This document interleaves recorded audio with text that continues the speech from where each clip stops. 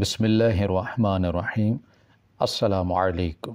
میرے رنگین مزاج دوست شیراز کو دیکھ کر میری آنکھیں کھلی کی کھلی رہ گئی تھی، کیونکہ اس کا حلیہ یکسر تبدیل ہو چکا تھا۔ میں اسے کوئی 6 مہینے بعد مل رہا تھا، مگر ان 6 مہینوں میں ایسا کیا ہوا تھا جو شیراز کی حالت بالکل ہی بدل کر رہ گئی تھی۔ میں تو اسے پہچانتا بھی نہیں اگر اس نے خود سے مجھے آواز دے کر نہ روکا ہوتا۔ میری پھٹی ہوئی آنکھیں دیکھ کر وہ مسکرا دیا اور کہنے لگا، کیا ہوا وقار، مجھے پہچانا نہیں کیا؟ اس کی آواز ہو بہو ویسے ہی تھی۔ میں ہنس دیا اور کہنے لگا، بس آواز سے ہی تو پہچانا ہوں، ورنہ حلیہ دیکھ کر تو دھوکہ ہی کھا گیا تھا۔ یہ تجھے کیا ہو گیا ہے؟ تو اتنا نیک و شریف کب سے ہو گیا؟ اس کے صحیح ڈھنگ میں جمے بال، قمیض شلوار اور ہاتھ میں پکڑی تسبیح نے مجھے واقعی ہی دنگ کر دیا تھا، ورنہ وہ تو ہمیشہ پھٹی ہوئی جینس، گریبان کھلی شرٹس اور عجیب و غریب قسم کے بالوں میں گھوما کرتا تھا۔ میری بات سن کر شیراز بھی مسکرا اٹھا اور کہنے لگا، بس کبھی کبھی کچھ لمحے انسان کی پوری زندگی بدل دیتے ہیں، اور میری زندگی میں بھی ایک ایسی ہی رات آئی تھی جس نے مجھے بالکل بدل کر رکھ دیا تھا۔ اب میں پہلے والا شیراز نہیں ہوں۔ اس کا سر سے پاؤں تک بدلاؤ دیکھ کر مجھ سے رہا نہ گیا اور میں نے پوچھ لیا کہ مجھے بھی بتاؤ، وہ کون سا لمحہ تھا جس نے تمہیں اتنا شریف اور نیک بنا دیا ہے؟ ورنہ تم تو سارے ہی دوستوں میں سب سے زیادہ رنگین مزاج اور نظر باز تھے۔ میرے پوچھنے پر شیراز کہنے لگا، یار ابھی تو جلدی میں ہوں، اماں کی دوائی لینے آیا تھا، ان کی طبیعت ٹھیک نہیں ہے، فرصت سے تیرے گھر چکر لگاؤں گا تو پھر بات ہوگی۔ میں اس سے مصافحہ کر کے گھر واپس لوٹ آیا۔ میری بیوی نے کچھ سودا منگوایا تھا، میں وہیں لے کر گھر میں داخل ہوا تو میری بیوی نے مجھے کھویا کھویا دیکھ کر پوچھا، خیریت تو ہے وقار، کیا ہو گیا ہے؟ اس نے مجھے پانی لا کر دیا اور میرے پاس ہی بیٹھ گئی۔ میں نے اس سے پوچھا کہ تمہیں شیراز یاد ہے؟ میرا دوست عینی مسکرائی اور کہنے لگی، وہ نمونہ بھی کوئی بھولنے والی چیز ہے؟ یاد نہیں ہماری شادی پہ کیا بن کر آیا تھا، لڑکیوں جیسے اس کے بال؟ مجھے آج تک اچھی طرح یاد ہے۔ عینی کی بات سن کر مجھے بھی ہنسی آ گئی۔ واقعی میری شادی پر اس نے فیشن میں آ کر بال بہت ہی زیادہ لمبے کر لیے تھے، اسی لیے وہ عینی کو یاد رہ گیا تھا۔ میں نے کہا، ہاں عینی، اسی کی بات کر رہا ہوں۔ میری بات پر وہ چونک کر پوچھنے لگی، خیریت تو ہے، آج آپ کو اچانک وہ کیسے یاد آ گیا؟ میں نے اسے بتایا کہ وہ مجھے بازار میں ملا تھا اور اب تو وہ ایک بہت نیک آدمی بن گیا ہے، لیکن مجھے پتہ نہیں کیوں یہ بات سمجھ نہیں آ رہی ہے کہ اس میں اچانک کتنا زیادہ بدلاؤ کیسے آ گیا ہے۔ وہ تو بہت ہی زیادہ عاشق مزاج تھا، لڑکیوں سے اس کی نظر ہی نہیں ہٹتی تھی، اور آج بازار میں اس کی جھکی ہوئی نظر اور سدھرا ہوا حلیہ مجھے حیران کر گیا تھا۔ میری بات پر عینی بھی حیران ہوئی، پھر کہنے لگی، چلیں اچھی بات ہے نا، وہ سدھر گیا ہے، شریف ہو گیا ہے، کیا پتہ اس کی بھی شادی ہو گئی ہو۔ بیویاں تو شوہروں کو سدھار ہی دیتی ہیں، اب آپ کو دیکھیں کتنے شریف ہو گئے ہیں، 6 مہینے بعد اپنے جگری دوست سے ملے۔ کہاں تو ہماری شادی کے شروع میں ہر وقت دوست دوست کہہ کے گھر سے نکل جایا کرتے تھے۔ یہ کہہ کر عینی زور سے ہنسی اور اٹھ کر باورچی خانے میں چلی گئی۔ بات تو اس کی بھی ٹھیک ہی تھی، عینی سے شادی کے بعد میں بھی بہت بدل گیا تھا، لیکن یہ بات مجھے اچھی طرح معلوم تھی کہ شیراز کی ابھی شادی نہیں ہوئی ہے، تو پھر اس میں تبدیلی کیوں آئی؟ اور تھوڑی بہت بھی نہیں، وہ تو پورا کا پورا ہی بدل گیا تھا۔ شیراز کا حلیہ میرے ذہن میں بیٹھ گیا تھا۔ دراصل میں اسے بچپن سے جانتا تھا، اسی لیے اسے دیکھ کر بہت زیادہ حیران ہوا تھا۔ اس کے گھر تو کیا، پورے خاندان میں کوئی دیندار نہیں تھا، وہ لوگ بہت پیسے والے تھے اور ان کے گھر ہر قسم کی عیاشی کھلے عام ہوا کرتی تھی۔ تو پھر شیراز کو اس راستے پر لانے والا کون تھا؟ میں یہ جاننا چاہتا تھا، اور یہی تجسس مجھے 2 دن بعد شیراز کے دروازے پر لے گیا۔ دروازہ شیراز نے ہی کھولا اور مجھے دیکھ کر حیران ہوا۔ میں نے مسکرا کر کہا، تو نے بتایا تھا نا آنٹی کی طبیعت ٹھیک نہیں ہے، بس انہی کو دیکھنے کے لیے آ گیا ہوں۔ وہ باخوشی مجھے اندر لے گیا۔ اس کی اماں واقعی ہی بہت بیمار تھی۔ کچھ دیر میں ان کے پاس بیٹھا اور پھر شیراز کے ساتھ اس کے کمرے میں چلا گیا۔ میں یہاں پہلے بھی بہت دفعہ آیا تھا، لیکن اس دفعہ تو کمرہ بھی پوری طرح بدل چکا تھا۔ نہ ہی اس کا گٹار دیوار پر لٹکا ہوا تھا، نہ ہی کوئی میوزک انسٹرومنٹ کمرے میں تھا۔ LED بھی ہٹ چکی تھی اور ایک دیوار کے ساتھ اسلامی کتابوں کا پورا شیلف لگا دیا گیا تھا۔ شیراز نے میری نظروں کو محسوس کیا تو کہنے لگا، کیا دیکھ رہے ہو؟ تم ہی تو کہا کرتے تھے کہ سدھر جاؤ، دیکھو میں سدھر گیا ہوں۔ اس کی بات سن کر میں مسکرا دیا اور پوچھا کہ کیا کوئی لڑکی کا چکر ہے؟ کسی حسینہ نے تمہیں اتنا نیک بنا دیا ہے، یا پھر کوئی دھوکہ دے کر چلی گئی ہے؟ پہلے تو اس نے اپنی نظریں پھیر لیں اور پھر کچھ دیر بعد میری طرف دیکھ کر کہنے لگا، حسینہ کا تو چکر ہے، لیکن نہ ہی کسی نے دل دکھایا ہے اور نہ ہی کسی نے دھوکہ دیا ہے، بس یوں سمجھ لو کسی نے سیدھا راستہ دکھا دیا ہے۔ اور پھر شیراز نے مجھے ایک ایسی کہانی سنائی جسے سن کر میں دنگ رہ گیا۔ مجھے یقین نہ آیا کہ ایسا بھی کچھ ہو سکتا ہے، لیکن شیراز میرے سامنے حقیقت بن کر بیٹھا تھا، اس لیے یقین تو کرنا تھا۔ شیراز کی یہ کہانی میں آگے اسی کی زبانی بیان کرنے جا رہا ہوں، جسے سن کر آپ لوگ بھی دنگ رہ جائیں گے۔ ایک روز میں ایسے ہی اپنے دوستوں کے ساتھ ایک شادی پر گانا گانے کے لیے گیا۔ یہ کام میں شوقیہ کیا کرتا تھا، پیسہ تو میرے پاس خاندانی بہت تھا۔ وہیں مجھے پتا چلا کہ کچھ لڑکیوں کو پریم نگر کے کسی کوٹے سے رقص کے لیے بلایا گیا ہے۔ گانا گاتے ہوئے میں ان لڑکیوں کو بھی دیکھ رہا تھا، وہ سب ایک سے بڑھ کر ایک خوبصورت حسینات تھیں۔ میں انہیں دیکھ کر سوچنے لگا شاید سارا حسن پریم نگر کی گلیوں میں ہی بسا ہوا ہے۔ تقریب ختم ہوئی، وہ ساری لڑکیاں جس طرح آئی تھی اسی طرح واپس لوٹ گئیں۔ ہمارا بھی گانا بجانے کا کام ختم ہوا تو ہم بھی سامان سمیٹنے لگے۔ ایسے میں میرے ایک دوست فواد نے مذاق میں کہا، یار اتنی حسین لڑکیاں کچھ روپوں میں ہمیں مل سکتی ہیں تو پھر اپنی جوانی ضائع کرنے کا کیا فائدہ؟ شادی ایک سے ہونی ہے لیکن مزے تو ہزاروں کے ساتھ کیے جا سکتے ہیں، کیا کہتے ہو تم لوگ؟ بظاہر اس نے یہ بات مذاق میں کی تھی، لیکن میرے دل کو اس کی بات پسند آئی اور میں نے کہا کہ یار بات تو ٹھیک کہہ رہا ہے تو، ہم سارے ہی جوان ہیں، پیسے والے ہیں، اگر کچھ وقت ہم بھی ان لڑکیوں کی صحبت میں گزار لیں تو کیا برائی ہے؟ ہم سارے ہی دوست دین سے دور تھے، ناچ گانا شراب لڑکیاں یہ سب ہمارے لیے کوئی برائی ہی نہیں تھی، بلکہ ہم تو بہت کم عمری سے ہی ان ساری چیزوں میں پڑے ہوئے تھے۔ اسی لیے جب میں نے یہ بات کہی تو ان میں سے کسی کو بھی برا نہ لگا، سبھی ایک دوسرے کے ہاں میں ہاں ملاتے ہوئے کہنے لگے، ایک بار تو پریم نگر جانا ہی چاہیے، جب یہاں اتنا حسن نظر آیا ہے تو وہاں تو تباہی ہوگی۔ اور پھر ہم سب نے اگلی ہی رات پریم نگر کی گلیوں میں جانے کا ارادہ کر لیا۔ ہم سب ایک جگہ اکٹھے ہوئے اور ایک ساتھ ہی چل پڑے۔ وہاں سب سے بڑا کوٹھا رخسانہ بائی کا تھا۔ ہم سب وہاں جا کر بیٹھ گئے۔ بہت خوبصورت محفل سجی ہوئی تھی، 4 حسین لڑکیاں رقص میں محو تھیں، وہاں موجود مرد ان پر پیسے لٹا رہے تھے، شراب کی بو فضا میں مہک رہی تھی۔ ہم سارے دوست بھی بڑے مزے سے تکیوں سے ٹیک لگائے بیٹھے اس محفل کا مزہ لوٹ رہے تھے۔ کوئی گھنٹہ گزار رہا تھا کہ رخسانہ بائی کھڑی ہوئی اور کہنے لگا کہ کون کون یہاں رات گزارنے والا ہے، سب پیسے میرے ہاتھوں میں رکھیں اور جس کمرے میں جانا چاہیں چلے جائیں۔ ہم دوستوں نے ایک دوسرے کی طرف دیکھا اور آنکھ کا کونا دبایا۔ ہم سب جوان تھے، تھوڑی بہت شراب بھی پی لی تھی، کیا برائی تھی اگر ایک رات یہاں گزار لیتے، گھر میں تو کوئی بھی پوچھنے والا نہیں تھا۔ یہی سوچ کر ہم سب دوستوں نے 10-10 ہزار روپے رخسانہ بائی کے ہاتھ پر رکھ دیے۔ اس نے اوپر کی طرف اشارہ کیا اور کہنے لگی جس کمرے میں چاہو چلے جاؤ، لیکن سب سے آخری والے کمرے میں کوئی نہ جانا۔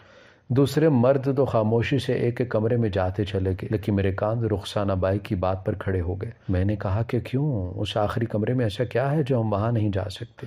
رخسانہ بائی مسکرائی اور کہنے لگی وہ روحی کا کمرہ ہے، وہ روحی یہاں کی سب سے زیادہ قیمت والی لڑکی ہے، ہر کوئی اس کے کمرے میں نہیں جا سکتا، اس کے پاس جانے کے لیے بہت سے ادب آداب کو ماننا پڑتا ہے، وہ ایسے ہی کسی مرد کو اپنے کمرے میں آنے کی اجازت نہیں دیتی۔ رخسانہ بائی کی بات سن کر میں حیران ہو گیا، بھلا کوئی طوائف بھی اتنی شرائط رکھ سکتی تھی؟ میں نے پوچھا کہ کیا قیمت ہے آپ کی روحی کی، میں تو رات اس کے ساتھ ہی گزاروں گا۔ رخسانہ بائی کہنے لگی آج تو یہ ممکن نہیں ہے کیونکہ تم شراب پی چکے ہو، اور روحی شرابی مردوں کو اپنے کمرے میں نہیں آنے دیتی، اس کے کمرے میں صرف وہی مرد جا سکتے ہیں جو غسل کر کے بالکل صاف ستھری حالت میں یہاں آئیں اور کوئی نشہ نہ کیا ہو۔ میرے دوست کہنے لگے چھوڑ یار شیراز، کیا اس روحی کے چکر میں پڑ گیا ہے، یہاں تو ساری ہی ایک سے بڑھ کر ایک حسین ہے، لگتا ہے نگینا بھائی نے ٹھگنے کا کوئی نیا طریقہ ڈھونڈ لیا ہے۔ لیکن میں نے دوستوں کی بات نہ مانی اور کہا کہ میں تو روحی سے ہی ملوں گا۔ بائی کہنے لگی ٹھیک ہے، 50,000 روپے لے کر کل چلے آنا اور پاک صاف ہو کر آنا۔ میں نے ہنس کر پوچھا کہ طوائف کے کمرے میں بھیج رہی ہو یا کسی عبادت خانے میں؟ بائی کہنے لگیں یہ تو تمہیں اندر جا کر ہی معلوم ہوگا، مجھے خود بھی نہیں معلوم کہ روحی مردوں کے ساتھ کس طرح رہتی ہے، نہ ہی کبھی اس نے کچھ بتایا ہے اور نہ ہی اس کے کمرے سے نکلنے والے کسی مرد نے، لیکن ایک بات ہے، جو ایک بار روحی کے کمرے میں آ کر سے جاتا ہے وہ دوبارہ یہاں نہیں آتا۔ یہ بات سن کر مجھے روحی سے ملنے کا اشتیاق اور بھی بڑھ گیا۔ آخر یہ ایک ایسی طوائف تھی جس کے دام بھی زیادہ تھے اور نخرے بھی، اور پھر اس کے کمرے میں آنے والا دوبارہ لوٹ کر بھی نہیں آتا تھا۔ اگر وہ اتنی ہی خوبصورت تھی تو پھر تو ہر ایک کو یہاں بار بار آنا چاہیے تھا۔ اس رات میں کسی لڑکی کے کمرے میں نہیں گیا اور اپنے دوستوں کو وہیں چھوڑ کر خود اکیلا لوٹ آیا۔ میرے دماغ میں بس روحی بس گئی تھی، مجھے اس سے ملنا تھا۔ میں نے آج سے پہلے کبھی کسی لڑکی کے ساتھ رات نہیں گزاری تھی، لیکن پتہ نہیں کیوں روحی سے ملنے کے لیے میں بے چین ہو رہا تھا۔ اگلی شام میرے دوست مجھ سے ملنے آئے تو سبھی حیران تھی، کہنے لگے یا شیراز تیرے کہنے پر ہم سب گئے لیکن تو ہی لوٹ آیا، آخر کیا چکر ہے؟ میں نے دوستوں سے کہا یار ملوں گا تو اب اس روحی سے ہی ملوں گا، ویسے بھی جسمانی بھوکا نہیں تھا، میں تو بس شغل میلے میں اس در تک پہنچ گیا تھا۔ میرے دوست مجھے بے وقوف ٹھہرا رہے تھے اور میں روحی سے ملنے کے لیے ایک ایک پل انگلیوں پر گن رہا تھا۔ رات ہی میں نے غسل کیا، خوب خوشبو لگائی اور دوبارہ اسی کوٹھے پر پہنچ گیا۔ رخسانہ بائی مجھے دیکھ کر ہنسی اور کہنے لگی تم تو روحی سے ملے بغیر اس کے دیوانے ہو گئے ہو، لاؤ پیسے نکالو۔ میں نے اس کے ہاتھ پر 50,000 روپے رکھے اور اس نے مجھے کمرے میں جانے کی اجازت دی تھی۔ میرا دل بہت تیزی سے دھڑک رہا تھا، میں سوچ رہا تھا کہ نہ جانے وہ حسینہ کتنی حسین ہے جس نے ملنے کے لیے اتنے جتن کرنے پڑ رہے ہیں۔ اور جیسے ہی میں کمرے کا دروازہ کھول کر اندر داخل ہوا تو میرے قدم اپنی جگہ ہی زنجیر ہو گئے۔ 2 نیلی آنکھوں نے میری طرف دیکھا تھا، اور مجھے لگا تھا کہ میں ان آنکھوں کے شہر میں ہی کہیں گم ہو گیا ہوں۔ میں دل و دماغ میں روحی کا جو خاکہ بنا کر یہاں پہنچا تھا وہ اس سے یکسر مختلف تھی۔ نہ ہی اس کے ہاتھ مہندی سے سجے ہوئے تھے، نہ ہی ناخنوں پر کوئی رنگ لگا تھا۔ میک اپ سے عاری چہرہ اور سادہ سی معصوم سی آنکھیں۔ وہ میرے سامنے بستر پر بیٹھی تھی، میں یکٹک اسے دیکھ رہا تھا۔ اس نے تو بس ایک نظر ہی مجھ پر ڈالی تھی۔ اس کی نظر میں تو اپنے سامنے رکھی کتاب پر تھی۔ اس کی آواز میرے کانوں سے ٹکرائی تو ایسا لگا جیسے کسی نے میرے کانوں میں رس گھول دیا۔ وہ بہت ہی مدھر آواز میں بڑی خوبصورتی کے ساتھ جن لفظوں کو پڑھ رہی تھی وہ لفظ سیدھے میرے دل کو ہلا رہے تھے۔ بچپن میں یہ لفظ میں نے سنے تھے اور آج یہ لفظ جب میرے کانوں میں پڑے تو مجھے ایسا لگا کہ جیسے کسی نے میرے جسم میں کرنٹ دوڑا دیا۔ میں اپنا قدم بھی نہ اٹھا سکا تھا، اپنی جگہ جم کر کھڑا تھا اور وہ لفظ میری روح کو جھنجھوڑ رہے تھے۔ میں خود بھی گانا گانے کا شوق رکھتا تھا۔ میرے آج تک بہت سی آوازیں سنی تھی، بہت سے لوگوں کی گائے کی کامیابی کا دیوانہ تھا، لیکن روحی کی آواز کچھ مختلف ہی تھی۔ ایسا لگ رہا تھا کہ جیسے کسی دوسرے جہاں کی آواز ہو۔ وہ بنا رکے پڑھتی ہی چلی جا رہی تھی اور میں صرف سن رہا تھا۔ کافی دیر بعد وہ مجھے خاموش ہوئی، اس نے میری طرف دیکھا اور کہنے لگی، بیٹھ جائیں، کب تک کھڑے رہیں گے؟ میں اپنے من میں بھاری قدم اٹھا کر بڑی مشکل سے اس کے سامنے جا بیٹھا تھا، لیکن اس کی نظریں اب بھی مجھ پر نہیں تھی۔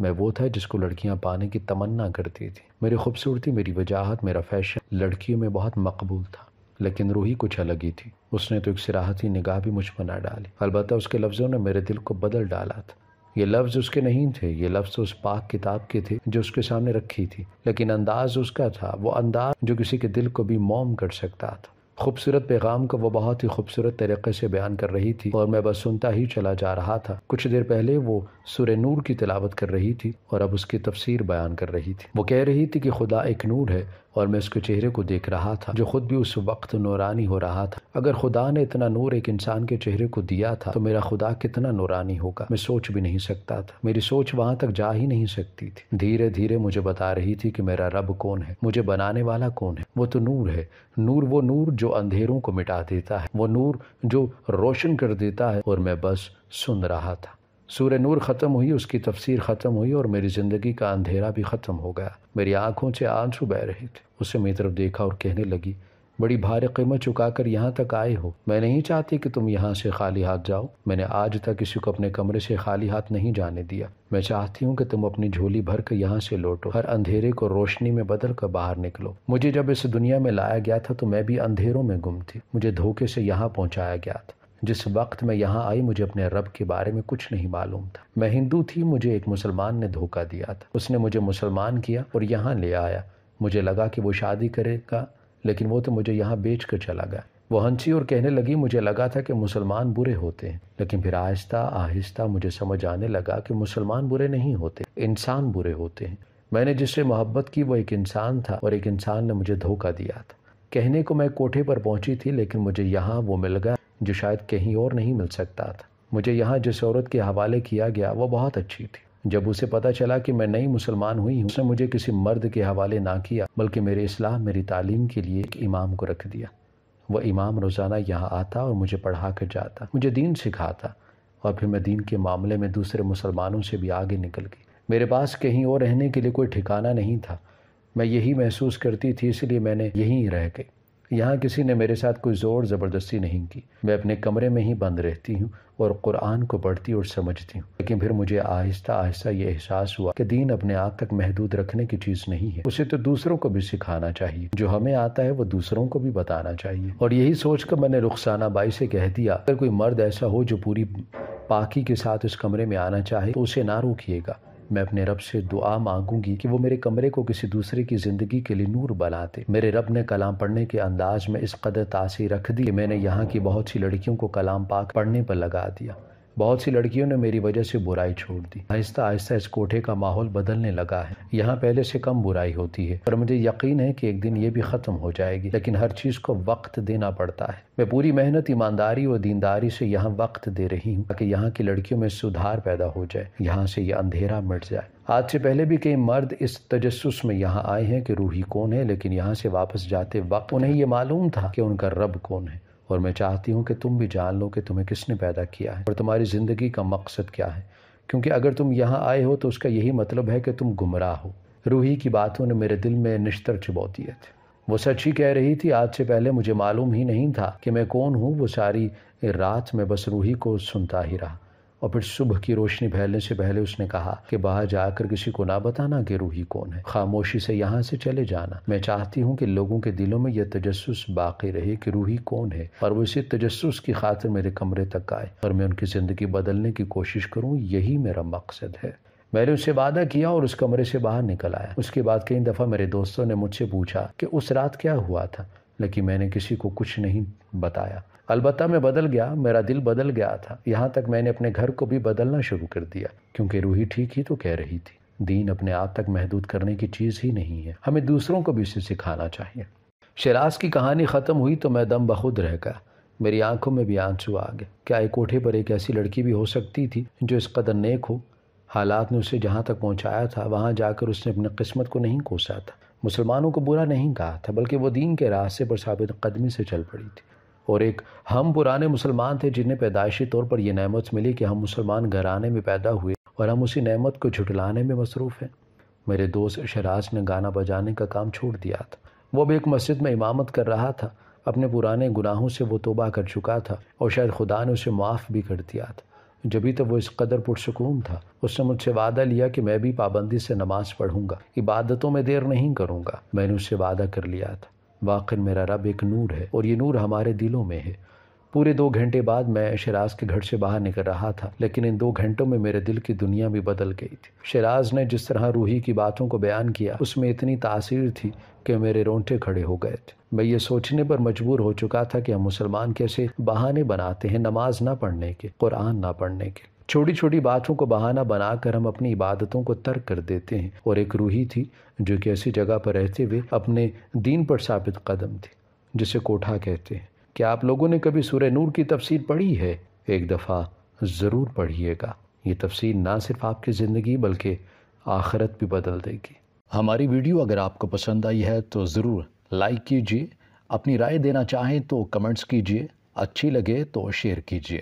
اس کے ساتھ ساتھ اگر آپ نے ہمارا چینل سبسکرائب نہیں کیا تو ضرور کیجیے اور بیل آئیکن پر لازمی کلک کیجیے تاکہ ہماری ہر آنے والی ویڈیو آپ تک بر وقت پہنچ سکے۔